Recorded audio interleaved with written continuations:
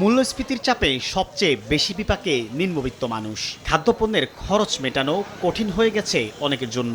এমন অবস্থায় বাজার মূল্যের চেয়ে কিছুটা কম দামে পণ্য পেতে মরিয়া সাধারণ মানুষ, যার জন্য এমন দীর্ঘ লাইন।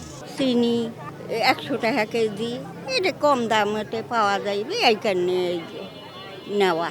ওইখানে আইয়া বাসায় কাজটা চলাই আর রোদ্রের মধ্যে দাঁড়ায় যাতে আমরা 20 টাকা কম পাই। টিসিবির মাল তো বিনা পয়সায় দিবে না, টাকা দায় দিতে হবে। আর এই মাল নেওয়ার উদ্দেশ্য আমাদের 200-300 টাকা সাশ্রয় হয়। আসন্ন ঈদুল আজহা উপলক্ষে সোমবার দুপুরে রাজধানীর আগারগাঁওয়ে টিসিবির ভ্রাম্যমাণ ট্রাক সেল কার্যক্রম উদ্বোধন হয়। এ সময় বাণিজ্যমন্ত্রী বলেন, সিন্ডিকেট ভাঙতে স্বচ্ছ প্রক্রিয়ার মাধ্যমে বাজার নিয়ন্ত্রণ করতে চায় সরকার, যাতে কোনোভাবে পণ্যের দামে কারসাজি না করা যায়। বাজার অবজেক্টিভলি ম্যানিপুলেশন ফ্রি থাকবে, তার জন্য আমরা কতিপয় পন্থা নিচ্ছি।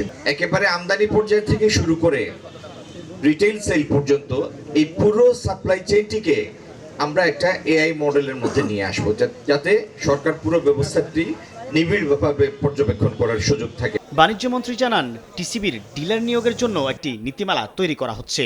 যারা বাছাইয়ে যোগ্য হবেন তারা ডিলারশিপ পাবেন। টিসিবির ডিলারশিপ যাতে একটি প্রশ্নহীন প্রক্রিয়ার মাধ্যমে, স্বচ্ছ প্রক্রিয়ার মাধ্যমে নির্বাচিত হতে পারে, সে ব্যাপারে আমরা নীতিমালা প্রণয়ন করছি এবং এটির কাজও অতি শীঘ্র শুরু হবে। টিসিবির চেয়ারম্যান জানান, সংস্থাটিতে ভর্তুকি কমানোর জন্য চেষ্টা করা হচ্ছে, যা একসময় শূন্যে নামানো হবে। আমরা এই ভর্তুকি কমানোর জন্য অনেক চেষ্টা করছি, কিছু পদক্ষেপ নেওয়া হয়েছে। ইনশাল্লাহ ভবিষ্যতে এই ভর্তুকি কমে আসবে এবং ধীরে ধীরে ভর্তুকির পরিমাণ শূন্যে চলে আসবে, আমরা এই বিশ্বাস করছি। ঈদুল আজহা উপলক্ষে টিসিবির ট্রাক সেলে 80 টাকা কেজি দরে 1 কেজি চিনি, 70 টাকা দরে 2 কেজি ডাল ও 130 টাকা লিটার দরে মিলছে 2 লিটার সয়াবিন তেল।